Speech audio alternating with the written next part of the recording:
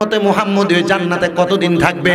আমার নবী বলে, আল্লাহ যদি বলতো 1 বছর, আমি নবী বলতাম 10 বছর। আমার আল্লাহ পাক আমি নবীকে পরবর্তীতে আর কোনো চাওয়া না চাওয়ার জন্য আমার আল্লাহ বলে দিয়েছেন খালিদিনা ফিহা আবাদা। আমার উম্মত ওই জান্নাতে ঢুকলে ওই জান্নাতের মধ্যে তারা চিরস্থায়ী বাসিন্দা হয়ে থাকবে। জোরে জোরে বলেন সুবহানাল্লাহ। আমার রারির চরিতগার ভাই বাবারা, বন্ধুরা, ও নবীর উম্মতের দল, আল্লাহ পাকের প্যারা হাবিব যে বললেন ওই জান্নাতের মধ্যে আপনি আমি চিরস্থায়ী বাসিন্দা হয়ে থাকবো। কিন্তু একটাবার চিন্তা করেন, একটাবার চিন্তা করেন, একটাবার চিন্তা করেন, ওই জান্নাতের মধ্যে আমরা চিরস্থায়ী বাসিন্দা হয়ে থাকবো। আল্লাহর হাবিবকে সাহাবায়ে কেরাম প্রশ্ন করে, ইয়া রাসূলুল্লাহ, ওগো মায়ার নবী, ওই জান্নাতে কারা কারা থাকবে?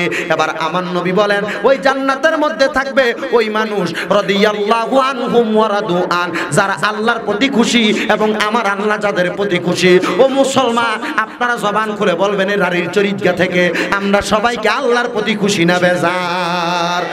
সবাই তো আল্লাহর প্রতি খুশি, কিন্তু মুসলমান একটাবার চিন্তা করে দেখেন, আপনি আল্লাহর প্রতি খুশি, কিন্তু আপনার আল্লাহ আপনার প্রতি খুশি কিনা?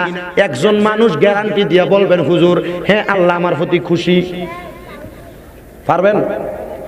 কেউ বলতে পারবেন? কেমনে পারবেন? আপনি হয় সুদ খান, নয় সুদ দেন, নয় কেউ সুদে দিলে এটার সাক্ষী হন। আন্নচেত ওজন করার সময় মানুষের মাফে কম দেন। আন্ন হয় আপনি নামাজও পড়েন, মানুষের ব্যাপারে মিথ্যা কথা বলেন। আন্নচেত আপনি সমাজের মধ্যে মানুষকে নিয়ে বাজে মন্তব্য করেন। এমন ভালো মানুষ আল্লাহরে ভয় করেন, কিন্তু আল্লাহকে আপনি রাজি খুশি করতে চান, কিন্তু আল্লাহ আপনার প্রতি রাজি খুশি নয়। নামাজ পড়ে কি হবে? কপাল কালো বানিয়ে কি হবে? আশেক ডাক দিয়ে বলে, নামাজ হইল না রে তোর, নামাজের লইলি না খবর।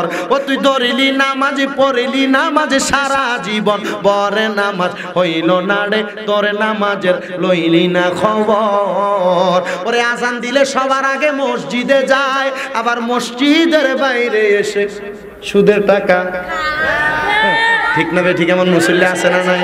আযান দিলে সবার আগে মসজিদে যায়, আবার মসজিদের বাইরে এসে সুদের টাকা খায়। নামাজে হইল না রে তোরে, নামাজের লইলি না খবর। ওরে ধরিলি নামাজ, পড়িলি নামাজ সারা জীবন, বরে নামাজ হইল না রে তোরে, নামাজের লইলি না খবর। ওরে নামাজ তুমি ধর্ম জানো, চুরি তোমার পেশা, ঠিক না? ঠিক। মাফে কম দিয়ে আবার নামাজ পড়ে না? মানুষের জায়গারে একেতে লাইল দিয়ে কোবাইয়া সারেঙ্গুল বানিয়ে নামাজ পড়ে না? মানুষের জায়গা জমি দখল করে নামাজ পড়ে না? এজন্য আশেক বলে, নামাজ তুমি ধর্ম জানো, চুরি তোমার পেশা। আরে এমন নামাজ কবুল হবে কেমনে করো আশা? হায়রে এমন নামাজ কবুল হবে কেমনে করো আশা? নামাজ হইল না রে তোরে, নামাজের লইলি না খবর। ওরে ধরিলি নামাজ, পড়িলি নামাজ সারা জীবনে, ভরে নামাজ হইল না রে তোরে, নামাজের লইলি না খবর। ওরে ধরিলি নামাজ, পড়িলি নামাজ সারা জীবন, বরে নামাজ হইল না রে তোরে, নামাজের লইলি না খবর। ও মুসলমান, আল্লাহর প্রতি আপনারা সবাই রাজি খুশি, কিন্তু আমার আল্লাহ আপনার প্রতি রাজি খুশি কিনা আপনি এটার গ্যারান্টি দিতে পারেন না। আপনি এটার গ্যারান্টি দিতে পারেন না। এবার আপনি চিন্তা করতেছেন, হুজুর আমার আল্লাহ কিভাবে আমার প্রতি রাজি খুশি থাকবে? আমার আল্লাহ কিভাবে আপনার প্রতি রাজি খুশি থাকবে? আপনি চিন্তা করা লাগবে না। আমার নবী হাদিস শরীফের মধ্যে বলে দিচ্ছেন, রেদার রব্বি ফি রিদাল ওয়ালিদি, যাদের প্রতি যাদের মা বাবা সন্তুষ্ট, এই ব্যক্তিগুলা আমার আল্লাহকে খুশি করতে পেরেছে। কারণ আমার আল্লাহকে যে ব্যক্তি খুশি করতে চায়, তারা যেন তাদের মা বাবারে সন্তুষ্ট করে দেয়। ও মুসলমান ইমানদার ভাই বাবারা, আপনি আপনার মা বাবারে সন্তুষ্ট করতে পেরেছেন কিনা আপনি নিজে জানেন? বলে, হুজুর মা বাবারে সন্তুষ্ট করব কি আমি নিজে তো জানি না। আরে জানবা কেমনে মুসলমান? আজকে চান্দিনা রানীর চরিতগা ময়দানে এমন কত সন্তান বৈশা গেছো, তোমরা 3 ভাই আছো, কিন্তু তোমার মা জুদা ভাত খায়, জুদা ভাত খায়। আজকে এই ঘরে খায়, কালকে ওই ঘরে খায়, কালকে ওই ঘরে খায়। তোমার মা বাপরে জুদা করে দিয়া স্বামী ব্রাদার ওয়াজ তুমি যত শোনো কোনো লাভ হবে না। যুবক রে, ও মুরব্বী বাবারা, কেউ যদি তোমার মা বাবার এমন জুদা করে দিয়া থাকো, দাও তোমার পাগুলো আমার কাছে দাও, আমি আমার জিহ্বা দিয়া তোমার পা পরিষ্কার করে দিব। তবু আজকে মাহফিল থেকে বাড়ির মধ্যে যাইবা, ডাক দিয়ে কইবা, মা ও আব্বা আপনার পাগুলাতে পড়ছি, এতদিন জুদা করে দিছি, আল্লাহ আল্লাহর রাস্তা আর কোনোদিন জুদা করতাম না। আম্মা গো আব্বা গো আপনারা আমারে মাফ করে দেন, আপনারা আমারে মাফ করে দেন। দেখবেন আপনি যখন আপনার মা বাবার পাগুলা ধরে কান্দেন, আপনার মা বাবা চোখের পানি ফালাইয়া দিব। এ মুরব্বী, এ যুব সমাজের ভাইয়েরা, এ পর্দার অন্তরালের মা বোনেরা, কেমনে তুমি তোমার মারে বাবারে, কেমনে তুমি তোমার শাশুড়িরে শ্বশুরে জুদা কইরা দাও?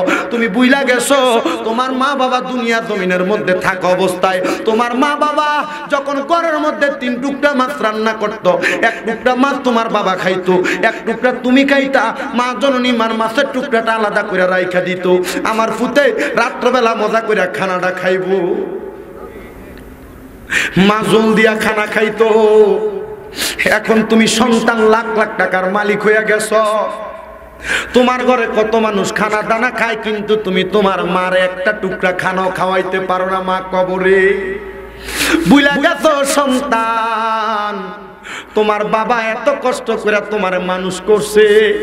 বাবা জান সিরা জুতা পড়তে পড়তে পায়ের গোড়ালিটা মাটির সঙ্গে লাইগা যাইতো, তবু আব্বা জান নিজে নতুন জুতা না কিনা তুমি সন্তানরে নতুন জুতা কিনা দিত। রাত্রবেলা জুতা দিয়ে আইনা দিলে পায়ে দিয়া খাটের উপরে তুমি লাফাইতা। ভুলা গেছো সন্তান, না রে না, এমন ভুলা ভুললে চলবে না। যদি কোনো সন্তান হাম্মা পরে এমন ভাবে জুদা করে দিয়া থাকেন, আজকে মা বাপরে যায় কইবেন মা হার জুদা খাওয়া লাগতো না, আমি সন্তান 3 বেলা তা দিয়া খামু, আপনি আমার লগে তা দিয়া খাইবেন। তবু আপনি মা জননী, আপনি আব্বা জুদা জুদা খাওয়া লাগবে না। কেমনে মা বাপ যখন বুড়া হইয়া যায় তাদের রুচির পরিবর্তন হয়। তুমি যদি মা বাপরে এই বেলা এই ঘরে, ওই বেলা ওই ঘরে না দিয়া, মা বাপরে দুপুর বেলা একটা ঘরের মধ্যে খানা দিয়া 3 ঘরের 3টা তরকারি আইনা দিতা, তোমার মা বাপ মজা করে খানা খাইতে পারতো।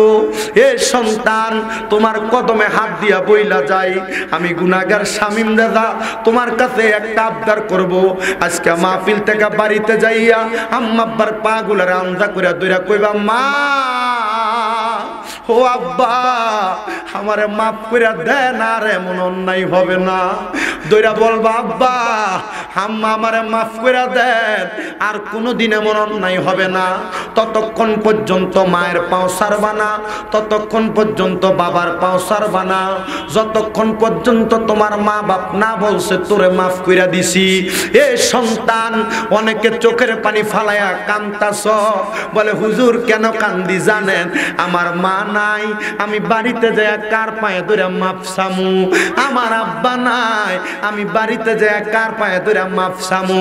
এ সন্তানেরা অনেকে চিন্তা করতেছে হুজুর আমি কেমনে মায়ের পায়ে ধরমু, কিন্তু নবীর হাদিস বলতেছে শুধু মায়ের পায়ে ধরা নয়, পারলে মাঝে মাঝে সুযোগ পাইলে মার পায়ের মধ্যে চুমা দিবা, বাবার পায়ে চুমা দিবা। ও নবী গো কেন কেন কেন? আমার নবী কয়ে মা বাবার পায়ে চুমা দিলা তো আল্লাহর জান্নাতের চৌকাঠে চুমা দিলা। রানীর চরিতগা ময়দানের মুসলমান ইমামদারকে যদি বলা হয় কোনোদিন মা বাবার পায়ে চুমা দিছনি, হুজুর কেমনে চুমা দিমু? 2 ঈদের মধ্যে মা বাবার পায়ে ধরে মাপ চাইতে আমার কাছে খারাপ লাগে, আমি কেমনে চুমা দিমু? এ সন্তান কোনো অন্যায় না করতে পারো, তবুও বাড়ির যে মা বাবার পাগুলার মধ্যে ধরবা। অনেকে চিন্তা করে হুজুর আমার মা কবরে, আমার বাবা কবরে, আমি কেমনে আমার মা বাবার পাগুলা ধরবো? যদি মা বাবার পাও না ধরতে পারো, আল্লাহর দোহাই লাগে সন্তান তোমার কদমে হাত দিয়া বলি, যখনই মা বাবার কবরের সামনে যাইবা আল্লাহর কাছে হাতটা তুলা কইবা রব্বির হামহুমা কামা রব্বায়ানি সগীরা ওয়া কুর রব্বির হামহুমা কামা রব্বায়ানি সগীরা। হে রব্বে কারীম আল্লাহ, আমার মা কবরে, বাবা কবরে, আমার মা বাবা আমি সন্তানকে ছোটবেলায় যেমন ভাবে লালন পালন করেছে, তুমি কবরের মধ্যে আমার মা বাবার তেমন ভাবে লালন পালন করো। রাসূল সাল্লাল্লাহু আলাইহি ওয়াসাল্লাম বলতেছে কোন সন্তান যদি তার মায়ের জন্য, তার বাবার জন্য তার চোখের মণিকোঠার মধ্যে একটা মাছির মাথা পরিমাণ পানি ছেড়ে দিয়া কান্না করে, ওই পানিটা মাটিতে পড়ার আগে আমার আল্লাহ পাক রব্বুল আলামিন তার মা বাবার জীবনের গুনাহ মাফ করে দেয়। হে রানীর চরিতগা ময়দানের যুবক, রানীর চরিতগা ময়দানের মুরব্বী, রানীর চরিতগা ময়দানের পর্দার অন্তরালের মা বোনেরা যারা শুনতেছেন, এখন আপনার মার কথা মনে হইয়া চোখের পানি আসে না, এখন আপনার বাবার কথা মনে হইয়া চোখের পানি আসে না, ঘরের ভিতরে যাই যাইয়া আলনার মধ্যে মার পুরান কাপড়টা দেখলে আপনার চোখের পানি পড়ে। আমার মা থাকলে কাপড়টা পরে আমার সামনে ঘুরতো। ঘরের মধ্যে যাইয়া আব্বার বালিশটা লগে দিয়া পড়ে থাকে, আব্বার বালিশটা দেখলে চোখের পানিগুলা পড়ে। হ্যাঁ হ্যাঁ সন্তান, তুমি মনে মনে চিন্তা করো, আব্বা পাশের বালিশে শুইয়া আমি সন্তানকে কত কিছু শিখাইছে, কত কিছু না করতে বলছে। আজকে আমার আব্বা কবরে, আমার আব্বা জানকে আমি দেখি না। আজকে আমার মা কবরে, আমি আমার মারে দেখি না। সন্তান বুইলা গেছো তোমার মা বাবার কষ্টের কথা। তোমার বাবা, তোমার মা রাত্রে তুমি আসতে যদি একটু দেরি হইতো, মা ঘরের দরজার মধ্যে বইয়া থাকতো। তোমার আব্বারে বারবার কইতো, দেখেন না রাস্তাটা দাগাইয়া আমার পুত্রা নিয়ে আইতাছে। এখন তুমি বাড়িতে যাও, তোমার বউ বউয়ের মতো ঘুমায়, তোমার সন্তান সন্তানের মতো ঘুমায়, কিন্তু তুমি সন্তানের খবর কেউ নেয় না। কিন্তু মা বাচ্চা থাকা অবস্থায় নিজে খানা খাইতো না, আম্মা এই গানাগুলা লইয়া বইয়া থাকতো, ফুতেরও একসাথে খানা খাইতো। কিন্তু মারে যদি জিজ্ঞাসা করতো, মা তুমি খাইছো নি, মা কথার লগে বলতো, ফুত তুমি খাইলে আমি মায়ের খাওয়ানো হইয়া যায়। আব্বা সিরালুঙ্গি ডারে জোড়া তালি দিয়া দিয়া পড়ছে, তুমি সন্তানের নতুন জামা কাপড় কিনা দিছে। কেমনে তুমি সন্তান ওই আব্বারে বুইলা দুনিয়ার জমিনের মধ্যে তোমার সংসার সাজাও? কেমনে তুমি সন্তান তোমার মারে বুইলা তুমি তোমার সংসার সাজাও? বুইলা গেছো আম্মা আব্বার কষ্টের কথা। ওরে দরজাটা খুলতে কে যাই দুকা, কে জানি বলছে এলে নাকি খোকা। বুকের ভিতরটা লড়ে চড়ে উঠে সবাই আছে, শুধু মানে শুধু বাবা নেই। সবাই আছে শুধু মানে শুধু বাবা নেই। হে মুসলমান, কেমনে তুমি তোমার মা বাপরে ভুইলা রইলা? আল্লাহর দোহাই লাগে, যদি দুনিয়া এবং আখেরাতে কামিয়াবি অর্জন করতে চাও, রেদার রব্বি ফি রিদাল ওয়ালিদির অন্তর্ভুক্ত হইয়া আম্মা আব্বার সন্তুষ্ট করে দিয়া যাও। সাখাতুর রব্বি ফি সাখাতিল ওয়ালিদি, আম্মা আব্বার অসন্তুষ্টিতে আমার আল্লাহ সন্তুষ্ট হইয়া যায়। কেমনে তুমি অসন্তুষ্ট করবা? কেমনে তুমি তোমার মা বাপরে অসন্তুষ্ট করবা? নারে সন্তান না, আল্লাহ পাক রাব্বুল আলামিনের বন্ধু হযরত ইব্রাহিম বিন আদহাম বলেন, আমি একদিন রাস্তার পাশে বসে থাকা অবস্থায় খেজুর গাছের নিচে বসা একটা ছোট ছেলেকে দেখলাম, তার মা জননীকে সামনে নিয়া ওই ছোট ছেলেটা ঘোড়ার পিঠের মধ্যে উইঠা, ওটের পিঠ উইঠা হাইটা যাচ্ছে। আমি হযরতে ইব্রাহিম বিন আদহাম জিজ্ঞাসা করলাম, হে বাচ্চা, তোমার মারে নিয়ে তুমি কোন দিকে যাও? বাচ্চা শুধু বলছে ইলাল মক্কাতি, আমি আমার মারে নিয়ে মক্কা নগরীতে যাই। বলে কেন? বলে আমার মার মনের মধ্যে অন্য কোনো আশা ছিল না, মার একটা আশাই ছিল মরার আগে একবার মক্কা দেখব। এ বাচ্চা, তোমার মারে আরো আগে কেন নিলা না? বলে নিব কেমনে, আমি সন্তানের এমন কোনো যোগ্যতা ছিল না মক্কায় নিয়ে যাব। বলে তাইলে তোমার মারে এখন নিচ্ছ, তোমার মা তো এখন বয়সের মধ্যে ভারী হয়ে গেছে। ডাক দিয়া বলে, যদি আমি আমার মারে একবার মক্কা দেখাইয়া মরতে পারি, আমি আমার জীবনের আমলের কারণে জান্নাতি না হইতে পারি, আমার আম্মাটারে হজ করানোর কারণে আমি সন্তান জান্নাতি হইতে পারবো। ছেলে ডাক দিয়া বলে, আমি যখন আমার মারে মক্কার মধ্যে নিয়ে হজ করাইলাম, হজ করে আনার সময় আবার প্রতিমধ্যে ইব্রাহিম বিন আদহামের লগে আমার দেখা হইছে। আমার মা জননী ইব্রাহিম বিন আদহামরে ডাক দিয়া কয়, ও আল্লাহর ওলি, আপনি আমার সন্তানকে দোয়া করে দেন। ইব্রাহিম বিন আদহাম অবাক হয়ে গেলেন, কি গো মা, যাওয়ার সময় আপনার গলার আওয়াজ শুনতে পাই নাই? বলে আমি গলার আওয়াজ শুনতে না পাওয়ার কারণ আমার অন্তরের মধ্যে মক্কা দেখার বড় রোগ ছিল, আমি কথা বলতে পারতাম না। আল্লাহর কসম, আমি যখন হাতিমে কাবার মধ্যে ডুইকা মাত্র 2 রাকাত নামাজ আদায় করেছি, আমার মনে হয় আমার জবান দিয়ে যত কথা আমি এতদিন বলতাম, এখন আমার কথাগুলা বের হয়ে গেছে। ওই মা বলি, ইব্রাহিম আদহাম গো, আমার সন্তানকে আপনি দোয়া করে দেন। উনি এমন দোয়া করে দিছে, বলে কি দোয়া চান? বলে আমার সন্তানকে দোয়াটা করেন, আমি মা ইন্তেকাল করার সময় আমার সন্তান যেন আমার জানাজার নামাজটা পড়ায়। কি গো মা, কেন আপনার সন্তান আপনার জানাজার নামাজটা পড়াবে? মা ডাক দিয়া বলে, আমি যখন মক্কাতুল মুকাররমার মধ্যে গেলাম, আমি শুনলাম আমার মক্কাতুল মুকাররমার ইমাম খুতবা প্রদান করতেছে। কোন সন্তান যদি তার মার জানাজা পড়ায়, কোন সন্তান যদি তার বাবার জানাজাটা পড়ায়, ওই সন্তানটা আসসালামু আলাইকুম ওয়া রাহমাতুল্লাহ, আসসালামু আলাইকুম ওয়া রাহমাতুল্লাহ বলে সালামটা শেষ করার আগে আমার আল্লাহ পাক তার মা বাবার জীবনের গুনাহ মাফ করে তার মা বাবাকে জান্নাত প্রদান করে দেয়। ওই মা ডাক দিয়ে বলে, হুজুর দোয়া করেন, দোয়া করেন। কিন্তু বাবারে, ওই সন্তানটা মারে নিয়ে যখন চলে গেল, যাওয়ার পরে ওই মাটা ওই দিন রাত্রবেলা ঘুমের মধ্যে ইন্তেকাল করলো। ইব্রাহিম বিন আদহাম ওই মায়ের খবর পাইয়া জানাজার মধ্যে শরীক হওয়ার জন্য গেল। ছোট বাচ্চা মার জানাজার নামাজটা পড়ানোর পরে ইব্রাহিম বিন আদহাম কয়, বাচ্চা তোমার কে আছে আর তাদেরকে ডাক দাও, আমি তাদের কাছে কিছু ওসিয়ত করে যাব।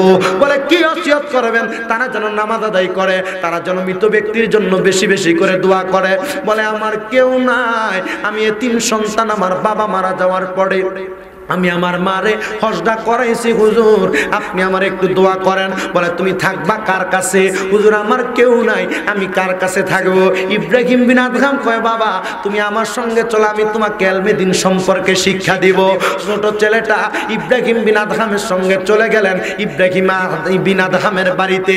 এবার ইব্রাহিম বিন আদহামকে ওই ছোট্ট ছেলেটা রাত্রবেলা যখন ঘুমায়, ঘুমের ঘরে হঠাৎ করে সন্তানটা কান্না করতে করতে সজাগ হয়ে গেছে। হঠাৎ করে ইব্রাহিম বিন আদহাম ঘুম থেকে সজাগ হইয়া ডাক দিয়া কয়, বাবা কান্দো কেন, কান্দো কেন? ছেলে ডাক দিয়া বলে, হুজুর আমি কেন কান্না করি জানেননি? আমার মা না বলেছিল আমি সন্তান যদি জানাজার নামাজ পড়ায় আমার মাকে আল্লাহ কবরের আযাব মাফ করে দিবে। হুজুর আমার জানতে বড় ইচ্ছা হয়, আমার মাটা কি জান্নাতি না জাহান্নামী? আপনি হুজুর আমার একটু বলেন না। হুজুর কয়, পাগলা কেমন পেছের মধ্যে পালাইলি, আমি তোরে কেমনে দেখাবো? আমি তো তোরে দেখাইতে পারবো না। পোলা কয়, আপনি না আল্লাহ পাকের বড় মাফের বন্ধু, আপনি দেখাইবেননি আমার মা বাবা জান্নাতি না জাহান্নামী? ইব্রাহিম বিন আদহাম কয়, বাবা তুমি আমার সঙ্গে একটা ইবাদতে লিপ্ত হওয়া লাগবে। আমি আলোচনার প্রারম্ভিকের মধ্যে আয়াত তেলাওয়াত করেছি, ওয়া মিনাল লাইলি ফাতাহাজ্জাদ বিহি নাফিলাতান লাকা আসা আইয়াবাসাকা রাব্বুকা মাকামাম মাহমুদা। আল্লাহ বলে, নবী আপনি রাতে কিছু অংশে তাহাজ্জুদের নামাজ আদায় করেন। কেন? নাফিলাতান লাকা আসা, এটা আপনার জন্য খাস করা হয়েছে। আইয়াবাসাকা রাব্বুকা মাকামাম মাহমুদা, আপনি যদি আপনার প্রতি খাসকৃত ইবাদত তাহাজ্জুদ করেন, আমার আল্লাহ আপনি নবীকে মাকামে মাহমুদ প্রদান করবে। নবী আমার চোখ মুবারকের পানি মুবারকগুলা ছেড়ে দিছে। নবীর সাহাবায়ে কেরাম বলতেছেন, আমার নবীকে দেখলাম এমন কান্না করতেছেন, নবীর দাড়ি মুবারকগুলা ভিজে চুপচুপা হয়ে গেছে। জিজ্ঞাসা করলাম, নবী গো আপনি কান্না করেন কেন? আমি আমার আল্লাহর কাছে ফরিয়াদ করেছি, আল্লাহ আমার উম্মত যদি আখিরি জামানার মধ্যে তাহাজ্জুদের নামাজ পড়ে, আপনি আমার উম্মতকে কি প্রদান করে দিবেন? আল্লাহ আপনার কাছে জানতে চাই।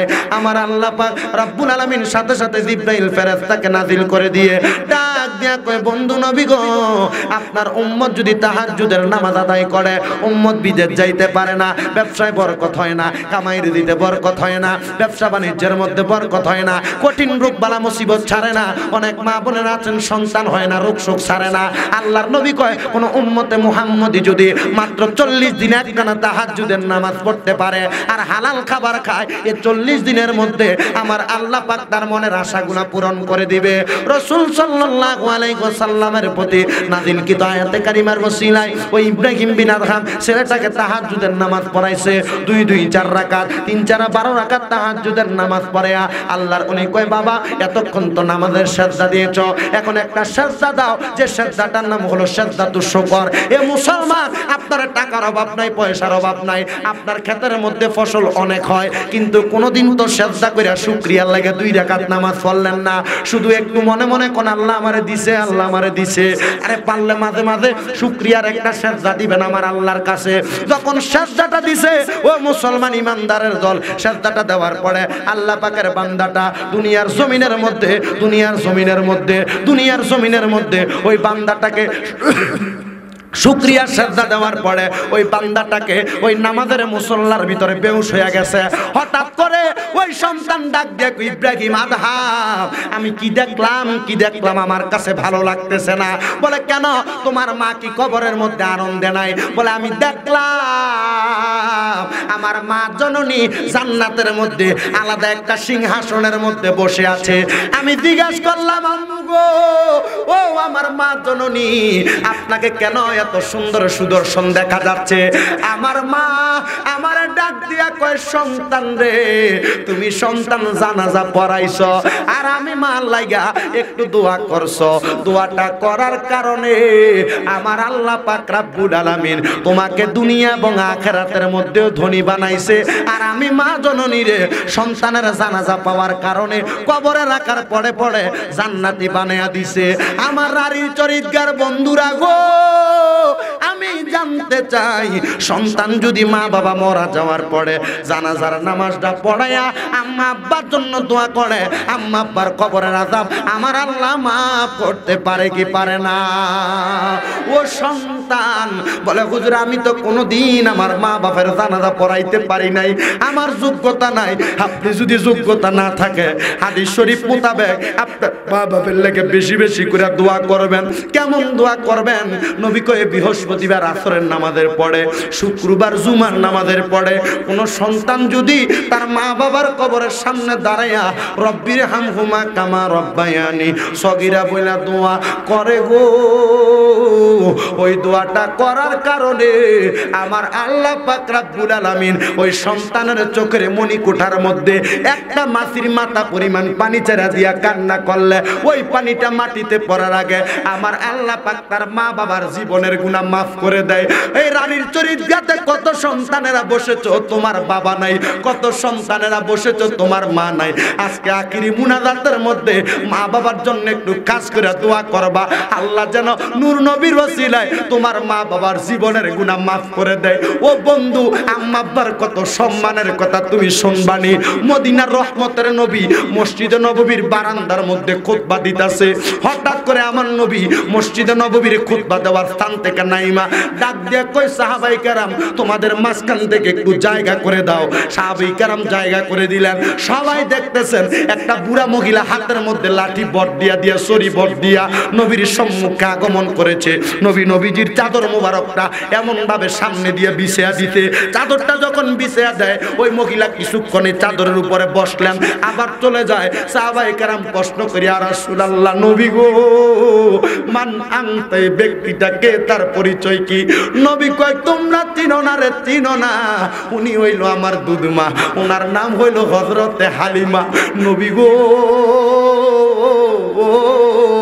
আপনার দুধ মা আপনারা শুধু দুধ পান করাইছে, এত সম্মান দিলেন, আপনার চাদর মুবারকের লাগে আমরা পাগল, কিন্তু আপনার চাদর মুবারক ওনার পায়ের নিচে দিলেন।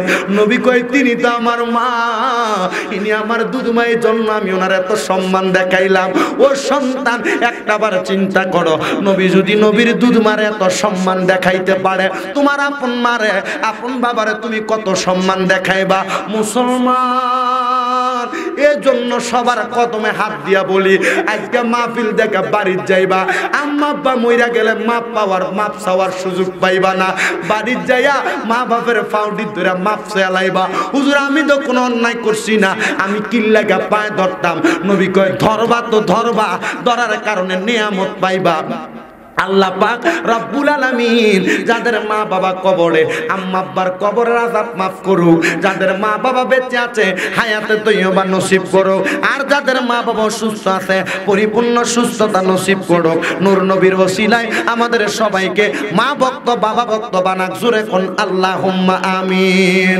ফেরেশতোं की सलामी देने वाले फौज पढ़ती थी, जनाब सैयदा हज़रत आमिना सुनती थी, ये आवाज आती थी, या नबी सलाम अलैका या रसूल